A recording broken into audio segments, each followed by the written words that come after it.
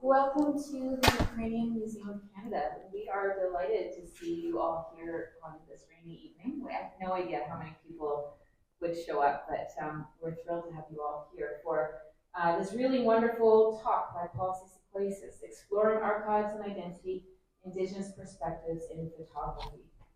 The Ukrainian Museum of Canada was founded in 1936 by the Ukrainian Women's Association of Canada, and we are situated on Treaty 6 territory, which is the traditional lands of the Cree, Saulteaux, Dene, Dakota, and the homeland of the Métis Nation. We acknowledge that this territory has been a place of celebration and cultural expression for thousands of years. And as Ukrainian Canadians who first arrived at Treaty 6 territory in the late 19th century, we are grateful for the assistance we received from the First Peoples when we arrived here. And we also acknowledge that our arrival here was part of the colonial project that saw Indigenous peoples displaced from their lands and oppressed in many different ways. Paul's talk tonight, in conjunction with the exhibition by James Nicholas and Sandra Samchuk, We Are Here, is part of an ongoing exploration of relations between Indigenous people and Ukrainian Canadians that began earlier this year with some private conversations between our communities. Paul Seesequasis is a Willow Cree writer, journalist, cultural advocate, and commentator. Since 2015, he has curated the Indigenous Archival Photo Project, which is an online and physical exhibition of archival Indigenous photographs that explores history, identity, and the process of visual reclamation. And you can follow this online on Facebook or Instagram. There are wonderful photos posted every day. His writing has appeared in the Globe and Mail, The Walrus, Brick, and Granta magazines, among others, and he's been active in the Indigenous arts both as an artist and a policymaker since the 1990s. Paul and I actually worked together at the Canada Council for the Arts more than 20 years ago. I remember him better than he remembers me. We are particularly interested in what we can learn from Paul as the Ukrainian Museum of Canada, because in our own archives we have a kind of lack of information. We have many photos of families and people standing for formal portraits, often with only their names listed, if that. And what we seem to be missing, and we're trying to encourage with our own archival photo project in the Far Gallery, are pictures of everyday life, stories of people who that are about more than just people's names and where they are, but of how people lived, how they related to each other, the joys they had, the everyday activities they had. What Paul has done in reclaiming Indigenous photography through his archival project is exactly that, and he's brought to life a century worth of Indigenous life across Canada and to some extent in the US as well, that is really, really beautiful.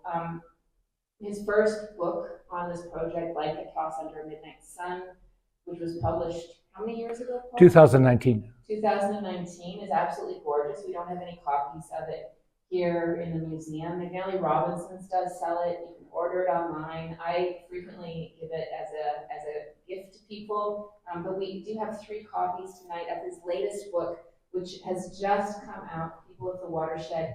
And this is actually also an exhibition at the McMichael Canadian Art Gallery in Ontario now. It will be touring Ontario later on, maybe outside of Ontario in years to follow. And Paul will be showing photographs from this book and probably Blanket Toss as well, but I'm not sure, tonight. We are absolutely honored and grateful to have Paul here to speak with us tonight. I want you to join me in welcoming Paul. Thank you.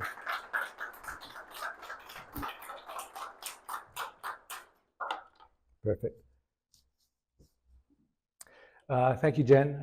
Thank you, Lindsay, for setting all this up. And thank you all for coming out on a gray, rainy day. We were, about half hour ago, we were talking with each other. Maybe no one's going to show up, but we'll tape it anyways. But you brave souls came out, so that's really appreciated. Thank you. Um, it's really an honor to speak at the museum. I want to say just a couple of words about myself, beyond the professional, I guess, or whatever you call it, kind of stuff, all the things you do. I'm grew up, was born in Melfort, grew up in PA, Saskatoon, Regina. My mom was one of the first Cree nurses. She, Mary Seesequasis. It's a big family in Beardy's. If you've ever been to Beardy's, you'll run into a Seesequasis somewhere, or they'll run into you.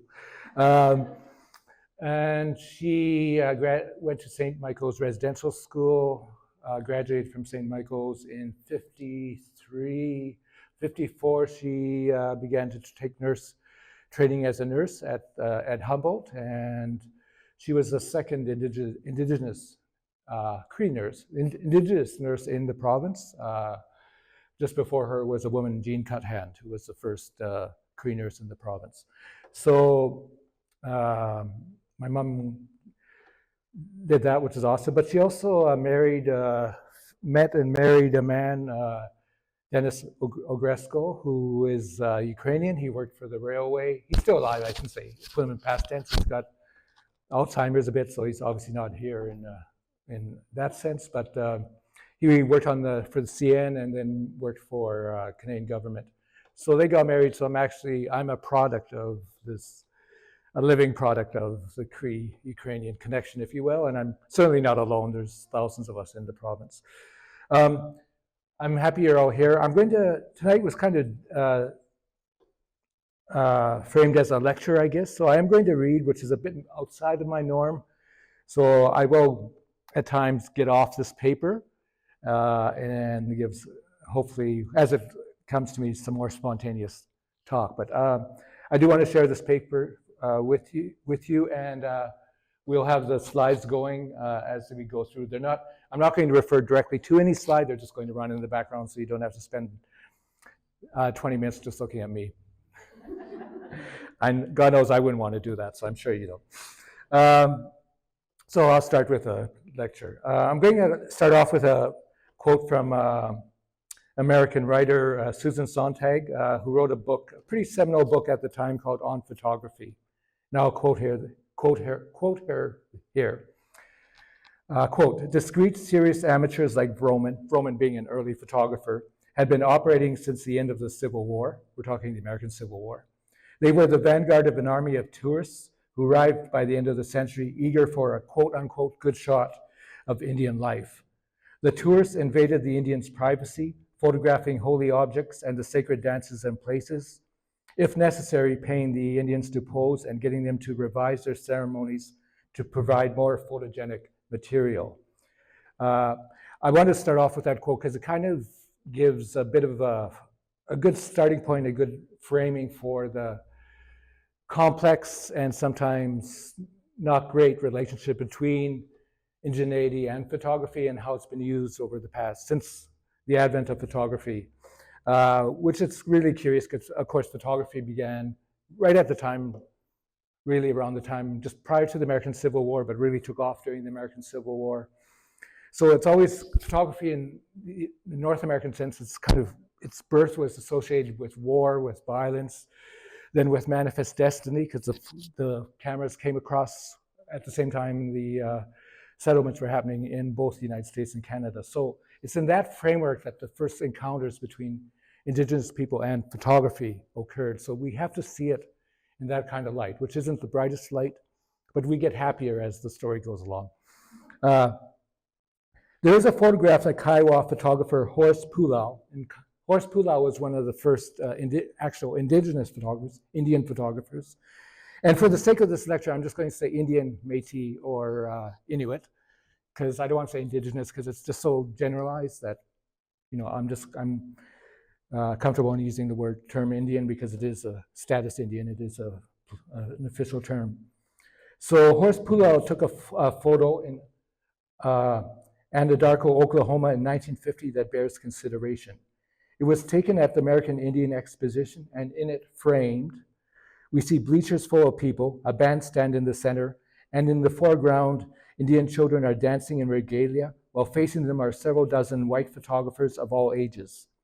It is indicative of the outsider gaze, of the colonial fascination and exoticization of Native American cultures, and the irony inherent in an Indigenous photographer taking a photograph of non-Indigenous photographers photographing Indigenous people. So you get this triple irony kind of effect. And you'll see that photo as it goes through, as I think it's the first one.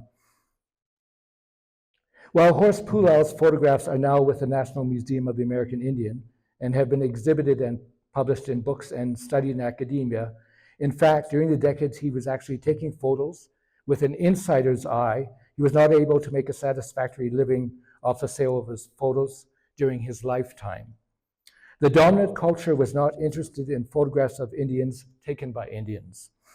They already had the work of Edward E. Curtis and Geraldine Moody and other outside gazes in which to observe and frame Indigenous cultures, from the vanishing race trope to the Hollywood-created image of the noble but doomed Plains warrior, or the Pocahontas-inspired trope of the Indian, quote-unquote, Indian princess.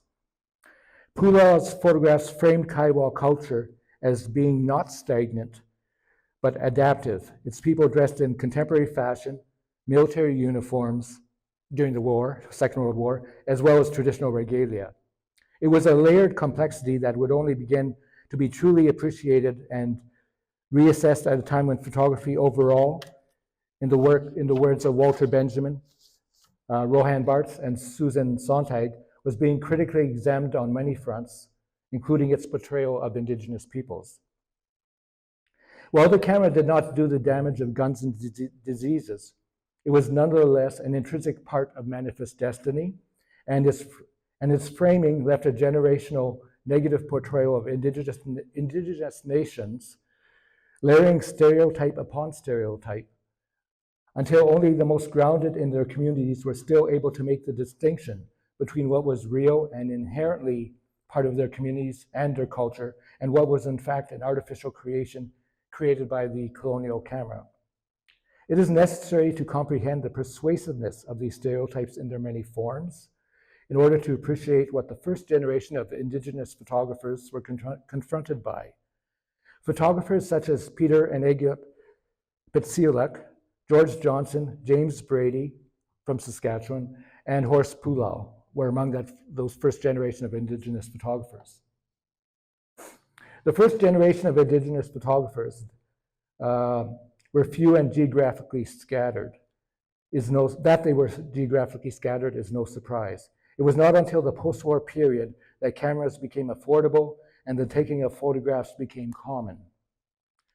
The Pitsiolaks in Kinate, which used to be known as Cape Dorset, far removed from southern settlements, experimented with the developing process and constructed their own darkroom, as did George Johnson, a Tlingit photographer in the Yukon. They were not simply embedded in their communities, they were of their communities, and their photographs are infused with this intimacy between photographer and subject and between kinship and place. And I'm going to do another quote here. This is from Anishinaabe Professor Gerald Visner. Quote, "The Indian is an archive. The simulations, discoveries, treaties, documents of ancestry, traditions in translation, museum remains, and the aesthetics of victory. Cultural and trans-ethnic studies are common access to the Indian archive, but not to an Indian presence. Their unnameable sense of difference," unquote. The difference between the Indian archival photo and the inner gaze photo can be effable or glaringly obvious. The Indian postcards popularized in the early decades of the 20th century are the latter, a posed and artificial simulation of a pre-contact nirvana that never existed, while the authenticity of the inner gaze frames a reality that is not marketable, nor of much interest to the colonial gaze. That is one of adaptability, modernity, and Indigenous people, whether they're Indian, Métis, or Inuit, being part of evolving and modern cultures. We see this in the general lack of interest in the work of that first generation of Indigenous photographers that I mentioned. It is no surprise that those non-Indigenous photographers, sorry, I'll start again. It is no surprise then that those non-Indigenous photographers that the Indigenous Archival Photo Project has centered on are much more than fly-in or fly-out photographers. And I'm talking here about the photographers I've been doing research on. I'm trying to find exceptions to this rule, photographers who either were priests who were in those communities or had government jobs, doctors, whatever, that landed them in those communities for extended periods of time, to get this relationship between the photographer and the subject. So the camera is not just some extractive thing that I come up and take a picture of you. You know who I am. And I know you enough to know that you're okay with me taking your picture. That kind of relationship. One of these photographers was Rosemary Joliet, who was a photojournalist who spent weeks, sometimes months, as was the case in Iqaluit, building trust and familiarity with people in those communities. John McPhee, and that's the book that I held up, the guy I just finished spending 2 years working on, was an employee with the Ministry of Natural Resources and its predecessor.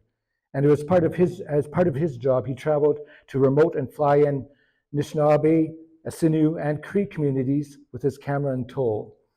While Rennie Fumilo was a priest serving many communities in Denida, in the Northwest Territories, who eventually spent more time taking photographs of Dene and Gwich'in people than he did preaching. Were they of the community? No. Were they known by the community? Yes. And that's the difference. Settler photographers like Paul Coles and Arnold Lupson, both Europeans, came to North America to find the Indian, often with an urgency that revealed that what they wanted to capture was, in their expectations, about to forever disappear. But in fact, when they were taking their photos in the 1930s and 40s, they essentially had to limit their photographic eye with blinders in order to shut out the predominant signs of modernity on the reserves they were taking their pictures from. So if you look at a lot of those photos by these guys, Paul Coles and Arnold Lupson, you'll find a lot of regalia, you'll find a lot of ceremony when they got invited to ceremonies.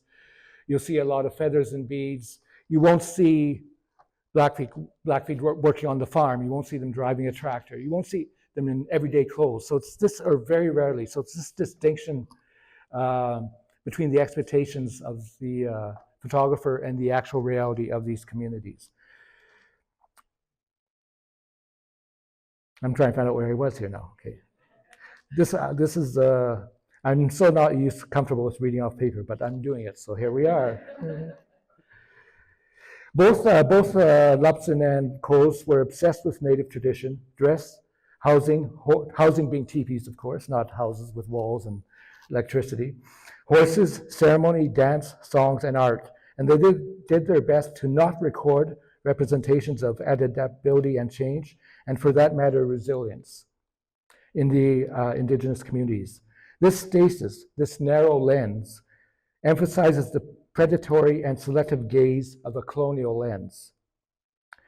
During the curation of the Indigenous Archival Photo Project, there were essentially two objectives. One was visual reclamation, the reframing and returning of photographic images to their nations, respective nations, and their kinships, and to liberate them, in essence, from the institutional archival collections from which they were stored. Secondly, to provide a textual narrative as close as possible to the people in the photograph and the location. So it's not just kind of getting the photographs out of the archives or out of the museums. It's using social media and modern technology, because of course I couldn't have done this project pre-digitization, because all these photos I would have had to travel to every museum across the country, which would have been far more expensive than I could afford. But with digitization, with social media, it became possible to actually access these collections, put them online, and share them with people from the communities. So when I started to post these photos on Facebook or Instagram, people began to say, that's my uncle, that's my auntie, that's me 40 years ago. And these whole narratives began to evolve from that simple photograph. And I wasn't writing those narratives, I wasn't even curating them. They were coming from the actual voices of people in the community. So that's what I mean by visual reclamation. When Jacques Derrida wrote that the archive, quote, produces more archive, and that is why the archive is never closed, it opens out of the future, unquote. He references the infinite nature of the archive and its capacity to possess memory, including, in our case, visual memory. Still, with technology, much has changed with the archive. Digitization, social media, online collections, and search engines have democratized the archive to an extent not imaginable 30 years ago, probably not imaginable 10 years ago. It was this technological advance that enabled the photo project to research, share, return, and correct much of the archived Indigenous photo collections. But after nearly a decade, there's just so much more that the project has yet to uncover. And part of doing this is I'm getting more and more kind of private collections that I reference, someone whose father was a doctor up north, or they themselves had been a nurse, so they have these photos under the bed or whatever. So, and they're not institutionalized, they're not saved, so people often send these to me now. Sometimes I'll post them online. But the exciting thing that's happening now is more communities have their own historical sites now. So I know, for instance, the res where my mom's from, Beardy's, has its own historical page on Facebook. So rather than just post if I do see a photo that's related to Beardy's or Duck Lake, as we call it, I won't post it on general stuff anymore. I'll just send it straightly to the historical page of Beardy's.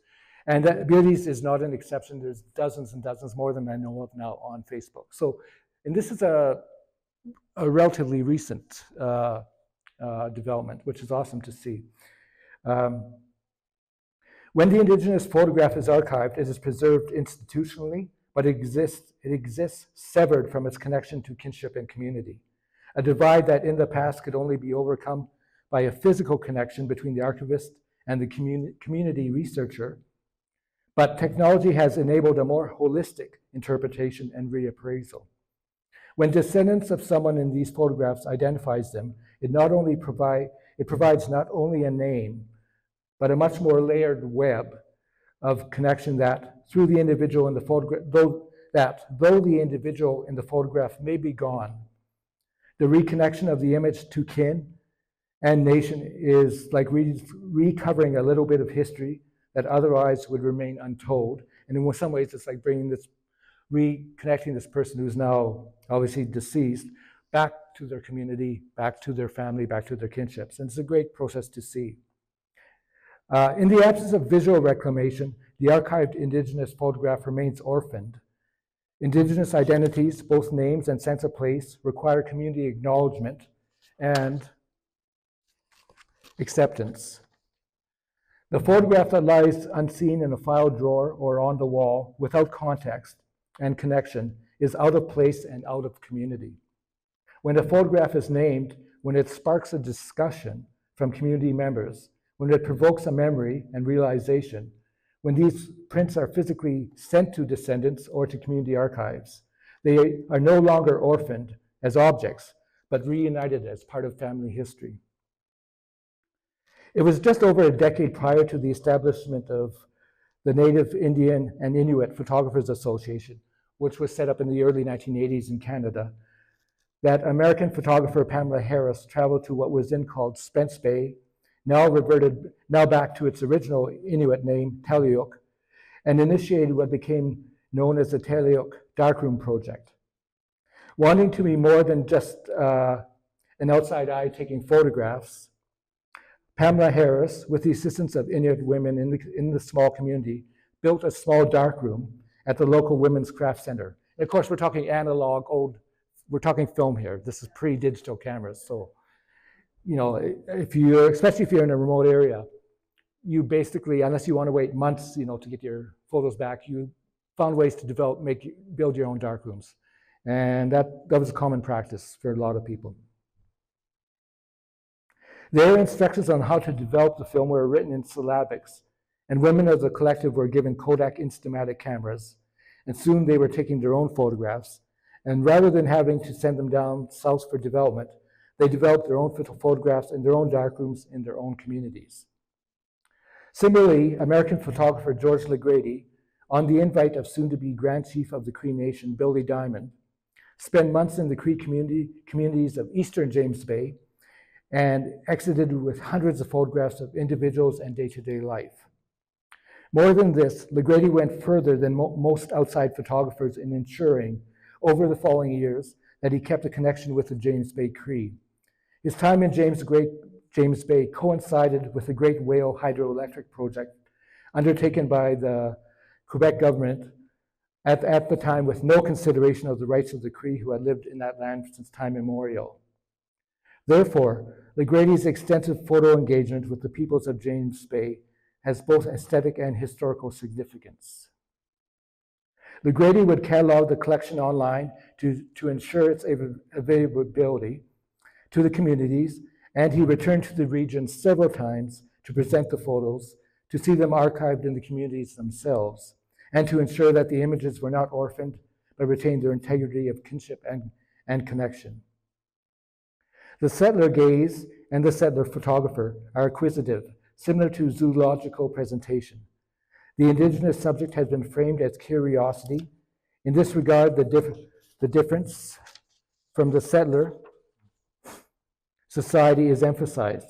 Therefore, the emphasis is on the quote-unquote beads and feathers, and the ceremonial is a focus of fascination, but is not in conflict with the overall assimilative nature of the colonial project. And different communities have responded differently to this. Some communities are more open, I guess. But if you ever travel to New Mexico, which I have, if you visit some of the Pueblo communities, there are signs of no cameras at all. All cameras. You actually have to turn in your cameras when you go in there in your cell phones. So other communities have really closed off in response to this dynamic. Ethnography and anthropology are the cousins of the settler gaze, with expectations that limit the indigenous image to the past, to the confined, to the controlled, to the exoticized. It is not the natural state, but the expectation of what indigenous people should be. These images that portray indigenous people dressed in contemporary clothes, doing contemporary things, and going about their day-to-day business are therefore a challenge to the settler gaze and the cause of puzzlement or dismissal. The settler gaze is troubled when the image does not fit neatly into the puzzle. Intentional or not, this outside gaze distorts reality and individuality and restricts the subject to a type of indigenous person, a type of tribe, a type of dress. It is in many ways the equivalent of a costume ball, where the inner gaze, which comes from the community itself, from the photographers themselves, is inherently liberating and often playing intentionally with these expectations and stereotypes. And we're going to see this now as we go on, and you'll see some color photos as they pass through here, which are obviously more contemporary. And I'll try and raise my eyes to catch a couple of them so I can comment on them. By the late 1970s and early 1980s, a sea change was underway. The camera was now in the hands of more Indigenous photographers, amateur and professional, bringing with them an intimacy and awareness of the Indigenous photograph. In Canada, the formation of the Native Indian and Inuit Photographers Association in 1985 was a significant marker, a reclamation of the visual image, and an expression of authenticity. So this association brought together Indian, Métis, and Inuit photographers from across Canada and from the States as well. And it's really the first kind of photography association. And while NEPA no longer exists, out of NEPA came the first collectives of Indigenous filmmakers. So it kind of graduated into film, and then we had the NFB. You finally had the Indian section of the NFB. So all those things kind of grew out of NEPA. In the early decades of the 21st century, the image is everything. Instantly consumable, instantly filtered, and instantly shared. If the camera, pre-Instagram days, altered and distorted our sense of reality and created multi-layered expectations, then the work of archival photograph retrieval and contextualization has become all the more pressing as digital collections permeate the internet. The establishment of NEPA was both timely and needed as more Indigenous creators adopted the camera as their tool of creation. That they were able to bring together such a geographically and culturally diverse group of Indigenous photographers in the days before smartphones, email, and the internet is in itself an achievement. It is an important act of visual reclamation. It was a harbinger of the work to come with the new generation of Indigenous photographers. The photograph that lies unseen in a file drawer or on the wall without context and correction is definitely out of place and out of community. Visual context creators using technology and the internet to not only challenge the tropes of Indigenous photograph, but also to establish the aesthetics, legitimacy of the Indigenous photograph taken by the Indigenous photographer. In the work of, this is one of the works, we're just seeing some here, more contemporary works by Indigenous photographers. Can we stop there? Are we able to stop on this one? Because I just want to make references if I can. This photograph is a tintype plate photograph taken late 1800s, around 1870s, I think, when a delegation of Crow Indians went to Washington, D.C. And there was this whole series of photographs taken in Washington. It was mostly the chiefs and some elders who went. And they were kept at the Smithsonian. Wendy Red Star is an image creator, I'd say photographer, but she's more than that. She's a performance artist, etc. She visited the Smithsonian, took this collection of hundreds of photographs, and because she's from the Crow community, through family connections, through talking with elders on the Crow reservation in Montana, began to decontextualize and bring home these photos. She identified things that the regalia that, for instance, this man is wearing, what they symbolize, how they were handed down, what families they come from. So all this information was completely absent from the Smithsonian collections. So it's this kind of, I think for me, it's not just an example of visual reclamation, but it changes the nature of the photograph into something that's more art. You can actually see the writing on the photograph, which I like. In the work of archival imagery, even the most well-researched and considered captioning can be problematic, even misleading. In her exploration of Crow Indians, taken in the late 1800s, Crow artist and image creator Wendy Red Star provides her own counter-narratives, handwritten, identifying the lines of kinship, regalia, and meaning. It is both visual reclamation and a deconstruct of the stasis in which the archival image is framed by ethnographers, archivists, and historians, myself included. Her intervention reminds us that there is a living link between the past image and the present culture. It is not coincidental photographers like Shelley Nero and Jeff Thomas played with the stereotypes of the Indigenous photograph in their own work. Nearly 50 years later, a new generation of photographers, such as Will Wilson and Kaylee Spitzer, are reimagining the tintype photo plates of the mid and late 1800s to create contemporary portraits of Indigenous subjects. So they're taking this old technology, but using it to photograph contemporary people. These Indigenous image creators are looking back to the archival as not only inspiration, but as a starting point, not of the past, but a starting point for a liberation of the Indigenous image from the colonial gaze and from a static presence to a contemporary living thing. So that's the paper. And I want to thank you. Thank you. This is one of George McGrady's photos from Eastern James Bay. Can we just run them through? We'll pause. This is Cara Romero, another contemporary photograph.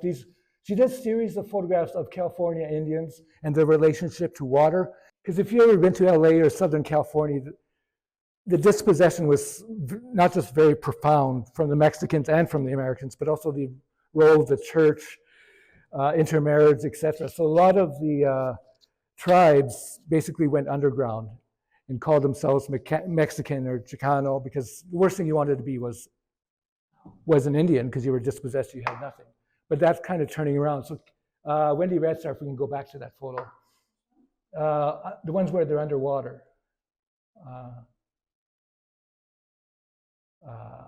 Not that one, just a little bit further. There, if we could stop there. So she took this, was inspired by that. She took this series of photographs of Indigenous people in regalia underwater off Malibu Beach. And it's just kind of this idea of the past and resurfacing of it coming back, because that's what's happening with many of the tribes in Southern California. Okay, we just said to proceed ahead. I'll stop there. This is Will Wilson, and it's a contemporary, I can't remember her name, a contemporary Hopi woman from, I believe, New Mexico, not Arizona. But this is the tintype that he's doing. So it's not this photo is not 200 years old, it's like 3 years old. But tintype is such a cool kind of process of photography that it just shows the adaptability of these photographers, of how to even take the past techniques and remake them and rethink them and bring them back to life. Let's let a few more rows, see if there's anything else I can add that's of any interest. Martin Loft is a Mohawk photographer out of Montreal. Does excellent portraitures of people from Ganawage, just outside of Montreal. This is Nadia Quanabins, who is a Anishinaabe photographer. She is actually the first photo laureate, I guess it is, of Toronto, and a representative of Canon Canada now, Canon, the photo company. If we can just go back to that one, sorry. And this is a photograph of Midal Nahel, who is a contemporary moose hide skinner. And you can see she's holding the skinning instrument up in her raised hand. So it's these kind of imageries that just show, I think, the contemporary nature of Indigenous photography and where it's going today, which is very encouraging. I think I'll stop there. Thank you.